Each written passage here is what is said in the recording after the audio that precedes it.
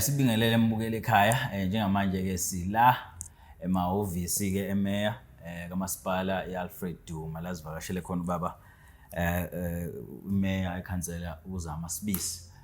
Sizokhuluma nje ngezinto ezimbalwa ngicabanga ukuthi ibalekile kakhulukazi kubantu bakhona la eAlfred Duma. Njengoba sazi ukuthi izolo bekade kukhona kufike MEC wakwaKhokta ubaba umfundisi uthula sizobuthelezi. Bekade ke ezokwenza izinto ezihlukahlukene khona la eAlfred Duma njalo naso Thukela. Mhlamba simbingelele ubaba Meya simamukele kuThukela News Times.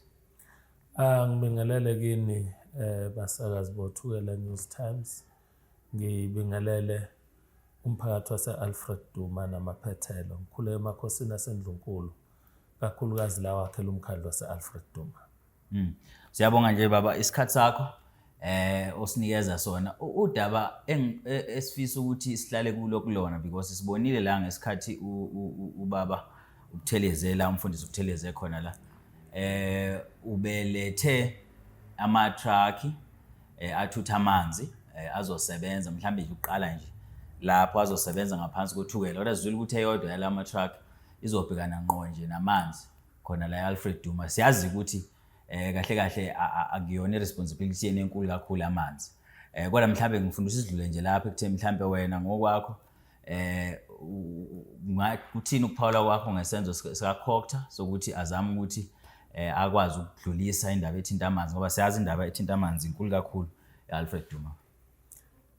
Mhlambe umuntu akadlulisa okukhulu ukubonga kumhlonishwa uMEC uShenge ngomsebenzi omkhulu akasenzele wona la ku district yakithi oThukela kakhulukazi la emkhandlweni wakithi eAlfred Duma ngosizo akasinikezele lona lokusinikezela ngetruck yamanzi.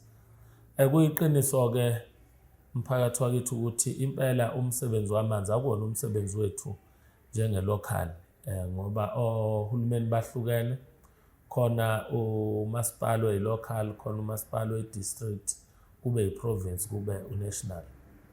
So banemsebenzi yabo futhi ehlukene. Nathi-ke sinemsebenzi yethu lo amanzi akuwona wethu. Kodwa iqiniso lithi abantu abasuka amanzi bengenawo abantu bethu ngoba thina njenge-local eAlfred Duma amawadi akithi futhi abantu laba abasuke bengenamanzi abantu abasuke bevotele thina bayakuqonda futhi ukuthi akuwona umsebenzi wethu into yamanzi kodwa bayasifonela basiripothela ukuthi amanzi endaweni ethile awekho endaweni ethile kuwukuthi basiripothele nje inkinga zonke njengalokhu benza okufanayo nakugesi. Mhlambe njoba ade nikhona izolo ningizwile ngiphawula kumhlonishwa uMEC ngodaba lobumnyama belokishi laseZakheni. Inkinga kaEskom leya ugesi waseZakheni ugesi kaEskom bayazi nabahlali bakhona ukuthi bayothenga kuEskom kanjalo nozakwethu amakhansela aseZakheni ayazi ukuthi ugesi kaEskom kodwa sikwazi ukuthula thina njengomasipala ngoba abantu abahlala eZakheni abantu balo masipala ngabo kaEskom ugesi kodwa abantu abahlala khona abantu balo masipala funa siqhubeke sikulwele ukuthi ubulungiswa benzeke. Same thing applies ngena kulolu daba lwamanzi.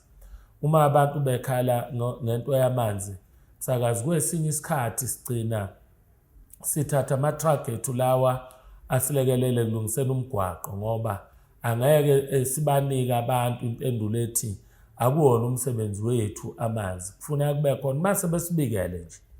Khona omunye umuntu waseZakheni sengamkhohlwa isibongo sakhe okwathi kune phone in program ngangikomunye wemsakazo wakhuluma ngamanzi wayesethi nje ngingakaphenduli wathi siyazi ukuthi amanzi awasothukela sicela ungasitsheli lokho kodwa sitshela wena njengomeya wala eAlfred Duma. So ungathi responsibility yothukela kodwa iservice yabantu irresponsibility yethu ngoba abantu bala eAlfred Duma ba responsibility yethu. So sibonge kakhulu nje sikwenzele umhlonishwa uShenge ngoba kusho ukuthi ukudeliver kwamanzi sekuzothi kwenyuka. Siyayibonga futhi imizamo msakazi esiyibonayo uThukela luyenza ngoba angeke sithi ngoba abantu bayakhala ngamanzi bese sithi asibona ukuthi uThukela lwenzani. Siyalibona ukuthi uthukela lwenza nawo amapipe siyawabona egutshelwa la eceleni komgwaqo eLimeka Road. Kuyabonakala ukuthi kukhona okwenzekayo. It's just that akafinyeleli la abantu bakithi bezoxosha khona amanzi ngendlela abafisa ukuwacosha ngayo. Siyabonga kakhulu baba. Ngaphandle kwalokho babumeya umfundisi uButhelezi izolo also uphinde waveza indaba zokuthi usefake isicelo lapha kuyibhodi liklama imncele ukuthi lenze iAlfred Duma kube ilento ebizwa ngokuthi secondary city. Mhlambe kumuntu nje osekhaya ongazi ukuthi yini secondary city ungalichaza ukuthini babumeya ukuthi yini secondary city? Msakazi nabalaleli angiqale ekutheni uShenge uMSc futhi umfundisi kodwa akayena umprofeti. So lento akayisusi nje ayimehleli nje. Enye yezinto thina njengeqembu leIFP ngoba noma ngikhuluma njengomeya la kodwa it's not a secret ukuthi ngiumeya othunywe inkatha. So kusho ukuthi okuningi engikwenzayo la ukukhulumisa imanifesto yenkatha eyenza ukuthi abantu bakithi Alfred Duma bayethembe bayivotele kakhulu kunamanye amaqembu. Kwakuyenye yezinto esasiyiqhuba phambili thina njengeqembu lenkatha ukuthi sifuna uMnambithi uregadwe njengenye yama-economic hubs ala eKwaZulu Natal. Sasiwabala-ke sithi kukhona uMhlathuze which is Richards Bay, kukhona iMaritzburg, uMsunduze, kukhona iTheku, kukhona uMnambithi, kukhona what's this Newcastle. Bese sikhomba enzansi le ko-Port Shepstone. Sithi those are economic hubs. So kusho ukuthi sasitshela abantu ukuthi sifuna uMnambithi noma umasipala as a whole Alfred Duma usuke kulokho yikho ekutheni ufane nje namanye ama-local municipalities kodwa uregadwe njengesithi encane ke nokho ngoba siyazi ukuthi ama-cities amadolobha amakhulu nama-economic activities amakhulu njengoba ubona abantu befloka beyongena koThekwini beflokela koMaritzburg. It's because lawo madolobha makhulu and they are regarded as cities ngenxa yabantu abahlala kiwo ngenxa yama-economic activities awenzeka khona. Kwakuvele kuyisifiso sethu-ke njengeqembu lenkatha ukuthi uma ngabe abantu bakithi beyosinikeza amandla siyokwazi ukuthi sikufezekise lokhu. Ingenxa yalokho-ke msakazi ubona uma ngabe sefikile ungqongqoshe wakwaCokta ngoba isuki la kwi-province lento isuka kwi-national kuminister wakwaCokta uminister uHonorable VF Hlabisa ebesimbhalela incwadi sicela ukuthi akasikhuphule asisuse kule level esikiyo asinyukesele kwi-level yama-cities. So uMSc izolo bekhuluma into eyimpendulo yencwadi esayibhalela ungqongqoshe omkhulu wakwaCokta. Nokuyinto-ke msakazi esiyibona ukuthi kuningi kakhulu ezokuxazulula. Uzokhumbula ukuthi kuhlanganiswe omasipala ababili la ngonyaka 2016 iformer Indaka yahlanganiswa neformer Mnambithi. Awuzange kodwa umasipala wethu ugradeke ngendlela efanele. Lokho obekwenza okusidalela ukuthi uma kunomsebenzi wala owaqashwa la eformer Mnambithi kufuneka ayosebenza esesebenza leformer Indaka. Ngenxa yokuthi umasipala ugradekanga kubangabikho umnyakazo owenzeka kuma benefits abasebenzi kufanele kube nemali thina njengomasipala esizomkhokhela yona ukuthi sesiyamkhipha kuma boundaries alaka eqashe khona usiyosebenzela ngaphandle endaweni zaseformer Indaka. Nokuyinto ebiyenza ukuthi abasebenzi bethu benga-understand even nathi as councillors usithola ukuthi iyasidida lento ukuthi yenza kanjani umsebenzi wase-Alfred Duma eyosebenza within ama-boundaries ase-Alfred Duma kodwa kufuneka athole an extra money. Yingoba umasipala awuzange ugradwe so akubangabikho ama-changes kuma-benefits abasebenzi. And siyakuthokozela kakhulu ukuthi njengoba sesizokwaziwa njengesithi sekuzoxazululeka naleyo nkinga ngoba nama benefits abasebenzi namakhansela whosoever oxhumene nomkhandlu sekuzoba khona umnyakazo ozoba khona kuphenduleka inkinga yokuthi kuyishwa msakazi ukuthi sithi ikhansela enkulu kangaka enamakhansela u73 bekuvele kuyishwa nje ukuthi sithi nekhansela enkulu kangaka kodwa silingane nomasipala abancane abanamakhansela o25 27 so sikujabulela kakhulu lokhu esikwenzelwe ungqongqoshe wakhotha ngaphezulu kwalokho lokhu kusho ukuthi kunama functions asezo-edwa kithi noma ngeke ngiwa-preempt njengamanje kunama functions kodwa kunezinto ebesingazenzeli zona esisezokwazi ukuzenzela zona njengomasipala ngaphezulu kwalokho futhi kusho ukuthi ngisho uhlobo lwe-grant esesizolithola asisezuthola i-grant ebesiyithola ebibizwa ngokuthi uMiki sesizothola i-grant ebizwa ngokuthi ISDU if I'm not mistaken kodwa sizoshintsha uhlobo lwe-grant manje and we are hopeful ukuthi ne-grant esizoyithola izothi ukwenyuka ukuze sikwazi ukufezekisa okuyiliphupho lethu lokuletha uguquko empilweni yabantu bala e-Alfred Duma. Ubabe ukhuluma ngendaba ukuthi inhloso wawukuthi uMnambithi ube part of amadolobha enziwa an economic hub KZN. Mhlambe kumuntu mhlambe osekhaya mhlambe kwezomnotho mhlambe nakuyo yonke lezi zinto oyibala abameya uthinta kanjani umuntu nje ohlele ekhaya umuntu nje normal wase-Alfred Duma? Msakazi kuvele kuyiphupho lethu njenga-IFP. Uzokhumbula phela ukuthi mawucabanga nje iPitas Industrial Site nje indaba yakho uyayazi ukuthi ngesikhathi umntwana waphinda angene phethe uhulumeni wakwaZulu waletha amafemla ngoba kwakuhlazize kuyiphupho nje kuye ukuthi la kukhona khona abantu akube khona ukuthi labo bantu basebenza abantu ngeke bekwazi ukuphila ngaphandle kokuthi kwanda amathuba omsebenzi. Uzokhumbula futhi kiwo lonyaka ka2024 ukuthi umhlonishwa umfundisi uMsuthu Zungu engenile nje office lokuphatha ezomnotho zala kwaZulu Natal uvakashile la kulo masipala wethu wavakashela ama industries akhona sasinani lapha ePitas.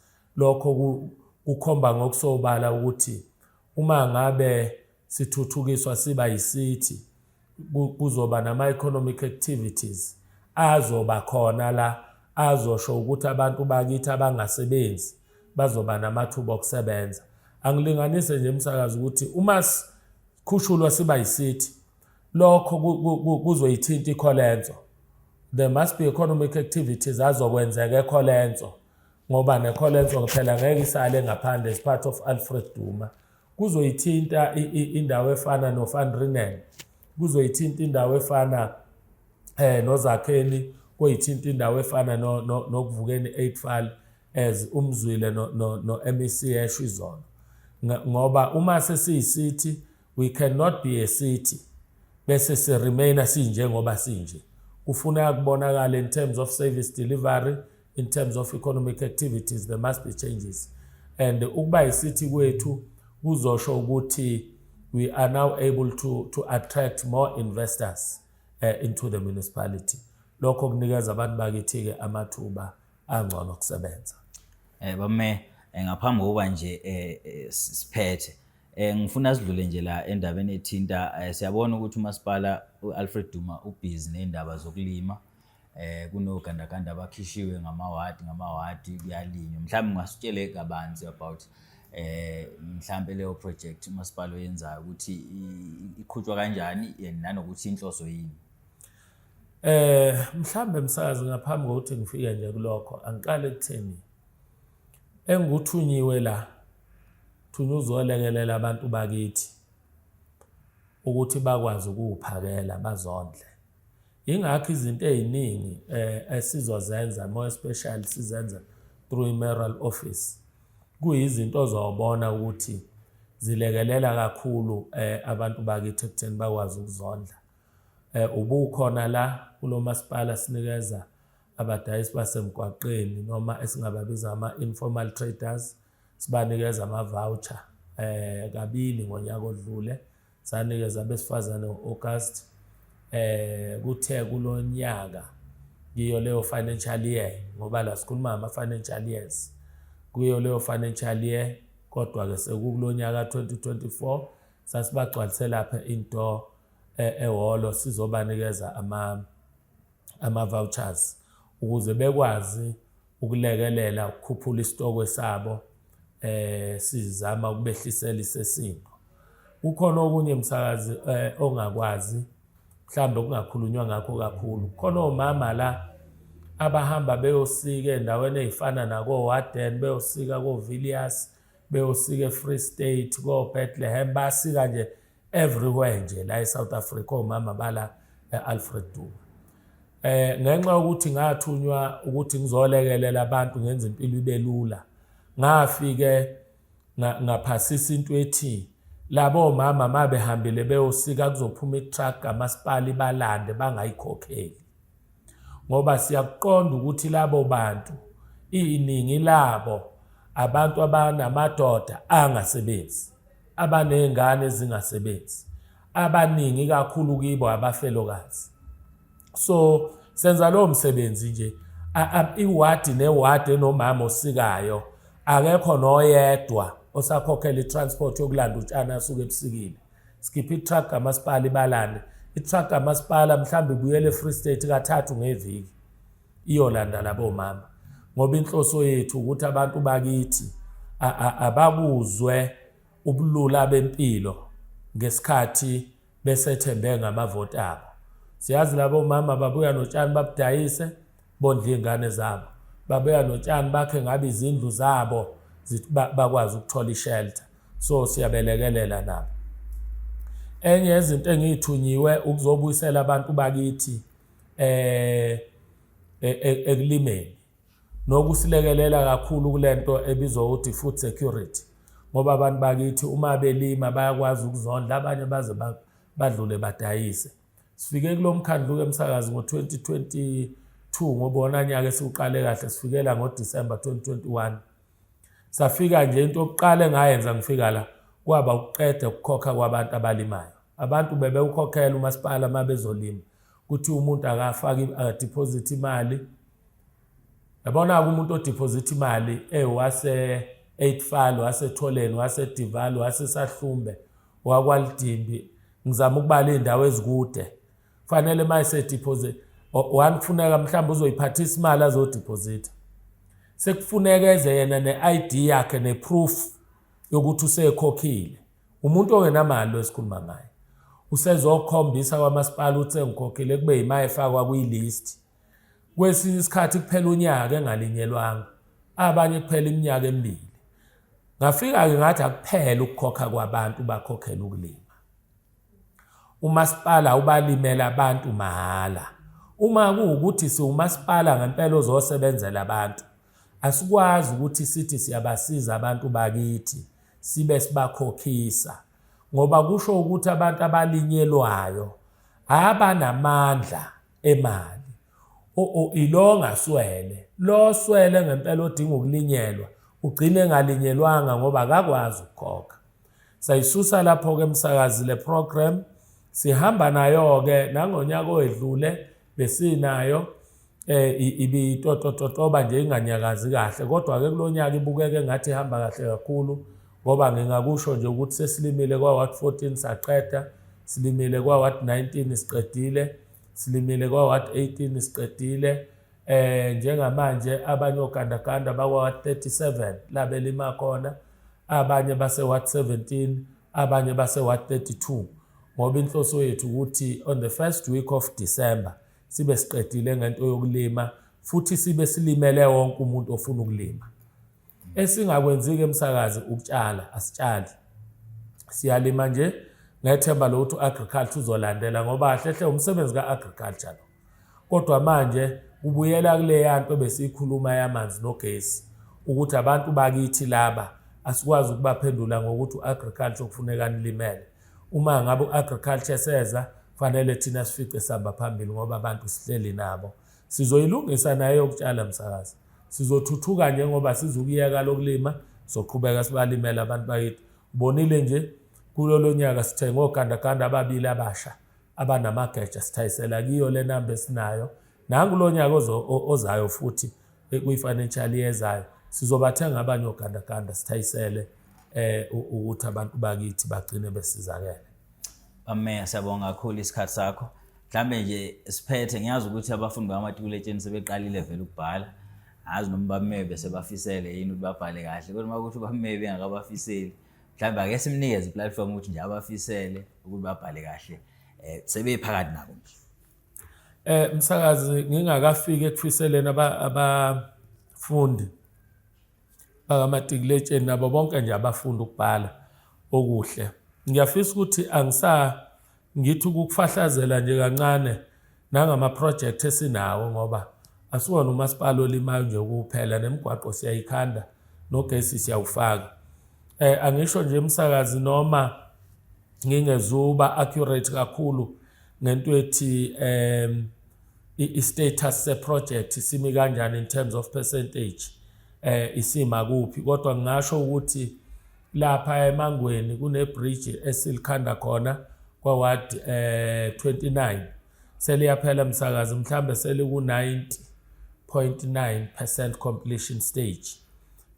Seliyaphela nje, imoto kahle hle seziyahamba kilo, sekusele lezi ntwanyana ezincane nje, kusele ukuthi usonkontileka afake obhaskidi lapha enzansi bese befakwa amatshe ukuvimba ukuthi linga-erodeki lelo bridge.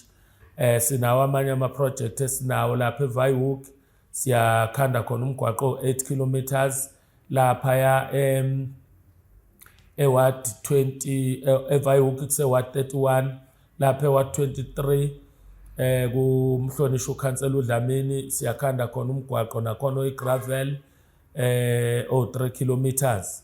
Lapha kwa-ward 19 kumhlonishwa uMswane siyafaka ama-high mast. Lapha eward 34 kumhlonishwa ukhansela uMagasela sinomgwaqo lapho wetiyela 1.5 kilometer, nalapha umhlonishwa ukhansela uMbhense eward 35 khansela uMbhense sinomgwaqo oyi 1.5 kilometer nakhona wetiyela. Kumhlonishwa ukubheka ePeacetown kwa-ward 15 sinomgwaqo nakhona wetiyela. Lapha kumhlonishwa uNgcobo emaplazini koMgwinji siyafaka khona ugesi, siyaqhubeka nokufaka ugesi Msakazi. Khona ugesi wabantu osabanjiwe lapha ngikhohlwa le ndawo eseduze kwase-C1 kodwa indawo ka-ward 4 ngaphansi kamhlonishwa ukhansela uHlomuka eMpungwini. Abantu basempungwini abasilinde nje, sesi-appointile usonkontileka ozobafakela ugesi wabiza kakhulu ngaphezu kwebudget abayinikiwe. Sibhizi neprocess oku-appoint omunye usonkontileka ozobafakela ugesi. Zikhona ezinye indawo esesenzile ama-designs kizo, njengakojabulani le kwa-ward 36 ama-designs enziwe, ugesi wakhona uyalunga.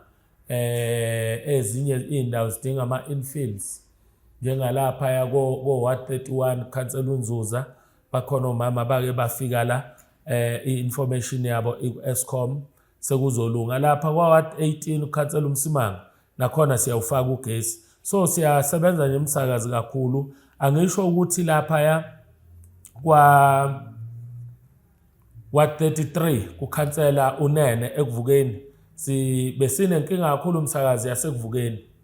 Ikuvukeni ilokishi linemigwaqo eminingi. Iprogram yethu kamasipala uthola ukuthi iwo 1.5 kilometer per ward.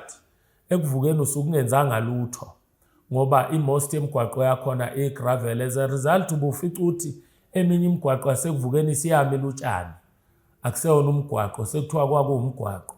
Sathi sizokuqeda lokho nya saqasha iplant yayoma nje ekuvukeni, imile nje ekuvukeni leyo plant ngenhloso yokuthi sifisa iphume ilungise yonke imigwaqo yasekuvukeni. For the first time imigwaqo yasekuvukeni kuyilunga yonke, kungabi bikho okuthiwa usalile. Uma kwenzeka yangalunga yonke sikhulume ngokuthi u95 to 99% wemigwaqo yasekuvukeni ilungisekile.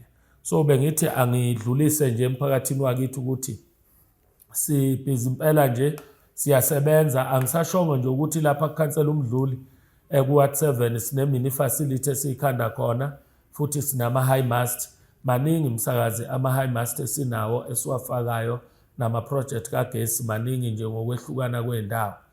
Angiphethe-ke msakazi ngokuthi isikhathi lesi sokuphela konyaka iy'ngane zethu esiyithandayo ziyabhala ama-exams umatric usunesikhashana-ke uqalile ukubhala. Siyaqhubeka nokuwufisela inhlanhla ukuthi abantwana bethu uma bengakaqedi nje ukubhala kusho ukuthi usenethuba. Ngiyaye ngithi msakazi uma umphefumulo ungakahlukane nenyama kusho ukuthi usenethuba lokuphila. Ngokunjalo-ke nabo njengoba bengakaqedi ukubhala basenethuba lokuqhubeka benze ngcono. Uma ngabe uzizwa ukuthi awenzanga kahle ku-paper 1 wesifundo esithile usenethuba lokwenza ngcono kuleso sifundo nakusasela u-paper 2. Kanjalo nawenze kahle ku-paper 1 usenethuba lokwenza kahle kakhulu kuleso sifundo ngoba usazobhala u-paper 2.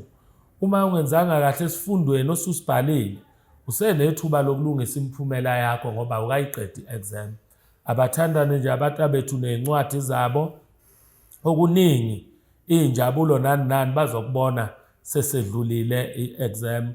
Kanjalo nalaba ababhalayo kuze kuyofika phansi ko-grade 1 njengoba kuyikhathi zama-assessment sibafisela inhlanhla bonke nje abantwana bethu ukuthi ongathi konke abakwenza bengakwenza ngempumelelo. Phethe ngokuthi-ke labo abayoba-ke nenhlanhla yokuthola uxhaso lukamasipala siyohlangana la e-Town Hall ngoJanuwari ka-2025.